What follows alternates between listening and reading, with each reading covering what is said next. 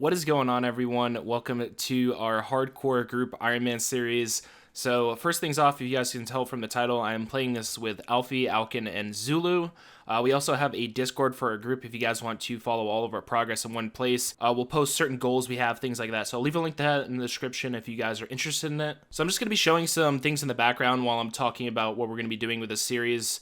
Mainly just us making our group and stuff. So first off, for anybody new, I just want to tell you a little bit about the content that I make. I have been playing Ironman for about 7 years now. I have a maxed normal Ironman account, a maxed hardcore Ironman account, and also a 2,250 plus total ultimate Ironman, which I'm about a month away from maxing, and I'm going to be doing on the side while I'm doing this series. So our overall goal for the series is going to be to have all 4 of us max and be the first max team in the 4 category. Since there is a 2-man, a 3-man, a 4-man, and a 5-man category for group, we just want to be the first to max the 4-man category. So the way that lives work in hardcore group Ironman, if one person dies, they don't lose their status. It goes off group lives. If you have a 2-man group, you have 2 lives.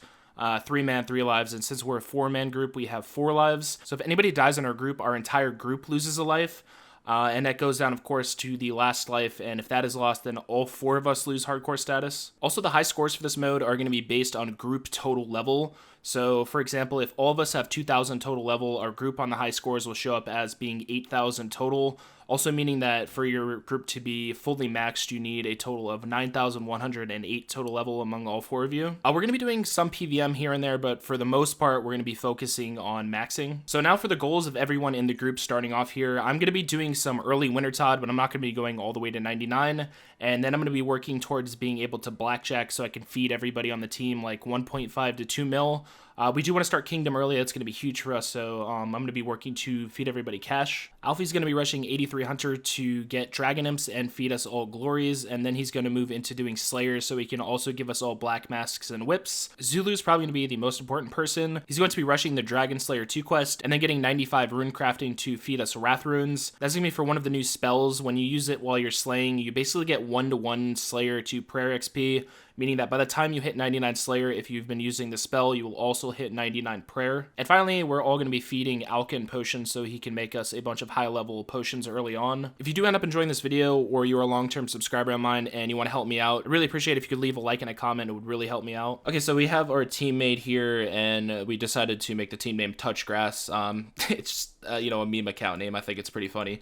But yeah, here we go. First thing I'm going to be doing is getting my thieving to level 5, and yeah, hopefully I don't fail enough to the point where I have to wait for my HP to go back up. Alright, got myself level 5 thieving, and now I am going to be killing chickens to get myself up to level 14 hit points. I'll explain a little bit later why I'm going for 14 hit points specifically. Also, another thing I'm doing here is when I kill the chickens, I'm burying their bones, and I'm cooking all of the chicken I get as well. So there's the first hit points level. This is taking a really long time. I forgot how slow it is at the start of accounts. I also moved on to killing cows now instead of the chickens since they have more hit points.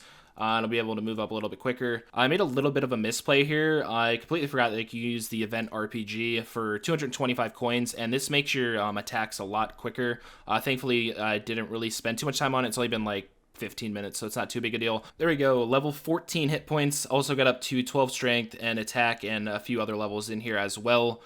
So now I need to head up to Varrock, and there's a pretty decent amount of stuff I have to do up there. Alright, first things first here, I'm going to go upstairs, and I need to pick up the spade spawn and also the knife spawn. Next, I need to buy 1 jug and also 5 buckets. I'm going to have to hop worlds to get the rest of these. Now I need to fill the jug with water and also 4 of the buckets. It's just a bunch of things I need for quests later on, so I figured I'd just do them now while I'm here. Next up, I need to work my way through the Stronghold of Security so I can get my 10k starting GP. Free as 10k in my life. I didn't just get hit 2 7s from spiders at all. No big deal. All right, next thing up here, I'm going to be doing the Daddy's Home quest. This is going to get me some really nice starting construction experience.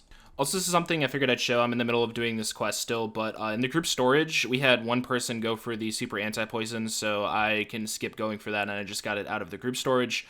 I'll show you guys why I need this later. So Daddy's Home completed. That got me up to level 8 construction, and also from this crate reward, you get a bunch of nails and planks that I can use.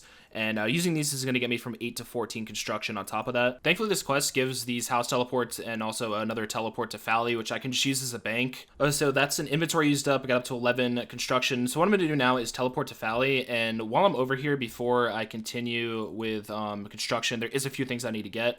So first off, over here, I'm going to run into my bank and take out the rest of my planks. And I'm going to head up to Taverley so I can get a pestle and mortar. Now that I have the pestle and mortar, I am just going to teleport back to my house and finish out making everything with my planks. Just kidding, I forgot I can't even use oak planks, so it looks like I'm going to be stopping at 12. Next thing I need to do is teleport back to Lumbridge. One of the things I was worried about here is there not being enough axes in the store, but thankfully there is a steel axe that I can buy. So next up, I'm going to head over to Diango and buy the Chronicle. So I'm going to buy the Chronicle, and I guess just like 5 teleports is probably good for now. I also forgot to buy a Fire Staff from Varrock before I left, so Zulu is going to be buying that for me and putting it into our shared chest. Now I'm going to need to use the minigame teleports to get myself to the other side of the map, so I'm just going to use the Castle Wars telly. Okay, now I need to take out a jug of water and also my spade, and I'm going to be heading over to the first spot that I have to dig for the Clue Hunter piece. I don't remember exactly where it's at. It's like somewhere over here. I'm going to have to pull something up to find it. And there's the first piece of Clue Hunter. Next thing I need to do is Monk's Friend. Since the charter's on my way up to where I need to go, I'm also going to stop here and buy 1 swamp paste, and then I also need to buy the 2 ropes in here. There's Monk's Friend done. It got me from 6 to 15 woodcutting, and I also get the 8 law runes, which would be nice for later on. Now I need to head over to Artie. Next up here, I need to do level 6 to 20 thieving from these cake stalls. I'm going to need the cake for Wintertide, which is what I'm rushing. I'm not going to need like the full amount since I am not going all the way to 99, so the amount that I get from just getting level 20 should be enough to get me to where I need. I ended up doing 1 more thieving level just because I went and put 30 cakes into our group storage to help Alfie because he's doing quests. I have 156 cakes and 32 chocolate slices. I'm only going to around 85 fire making, so this should be enough to get me there. Originally, I was going to buy a chocolate bar from the baker stalls and grind it into chocolate dust because you need that for a quest. But I forgot I can't trade the baker when I've been stealing from him, so I had to skip that part. Digging here, though, that is the final 2 pieces I need. So now I have 4 items of warm clothing for Wintertide. So now I'm going to be teleporting back to Lumbridge. So now I need to run around and cut a bunch of trees and get myself up to 24 wood cutting. While I'm doing this, every single log I get, I'm going to be using to level up my fletching because I want to get that to level 20 before I go to Wintertide. There's a 24 wood cutting. I'm also up to level 8 fletching. A really random jump from the last clip. Like I said, though, I got 24 wood cutting and 8 fletching. I decided to head over here. I'm going to buy some feathers from this guy. I don't really need any of this GP right now. So I'm going to get some feathers and use up all the arrow shafts I have to get some extra fletching XP. I had a lot of XP for making these all the way up to level 17 fletching. So now I'm going to have to go to Devious, who is right over here, and I'm going to be chartering to Land's End. Now I get to explain to you guys the reason that I got the anti-poison earlier. I need to work my way up through these pathways, through the lizard men, to get up to Chambers of Zarek, and these do poison you, and I think the poison hits 3, so it's just good to have it. Also, the cakes I have heal pretty decently, and this is single-way combat, so getting it through here isn't too big of a deal. It should be pretty easy to do. So now I get to explain to you guys the whole reason that I'm up here and the reason that I went and got all of my stats. So first of all, I'm going to be scouting a raid where I have either Scavengers first and Ice Demon second or Ice Demon first.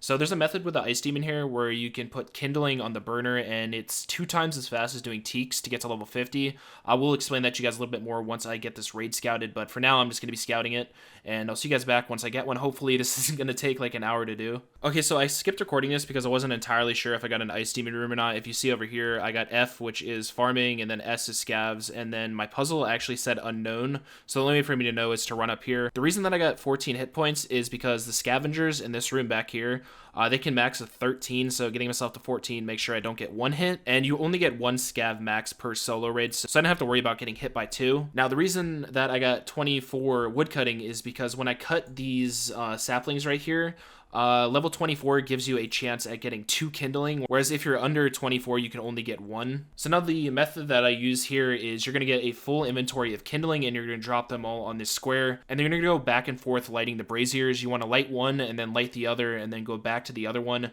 Make sure you don't light both at the same time, and if you do it this way, the Ice Demon room won't start and you'll be getting a ton of fire making XP. I think this is supposed to take like an hour and a half to 2 hours to get up to level 50, but I'll give you guys some progress on that. I'm going to keep track track of the time it takes me. Here's a cool little update for you guys. This is going to be 200 total level. Also, I am pretty much halfway done. It's 103,000 XP for level 50, and I'm at 50,000. I'm getting about 50k per hour too, so it's going to take me another hour to finish. As you guys can see from my raid time, it took me 2 hours and 49 minutes for this. That is level 50 fire making.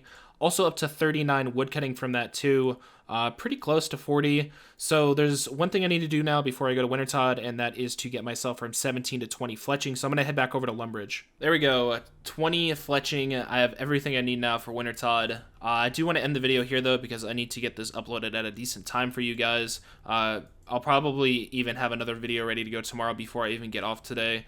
Really quickly, here's my stats if you guys want to look at them. I also wanted to show you guys what the high scores look like. It's actually really interesting. One thing that does suck is I can't find anywhere on here where there's like individual skill high scores, so you can't really see like who's the highest fire making level or anything among group accounts. But it's pretty cool. Like these drop down menus, you see your combined group total level, and you can like click the drop down menus and it shows everyone's stats in the group. Which is really cool. You know, I think it's a pretty cool idea how they remade this leaderboard. The next video will hopefully be out tomorrow around the exact same time, so that's going to be like 2 p.m. EST.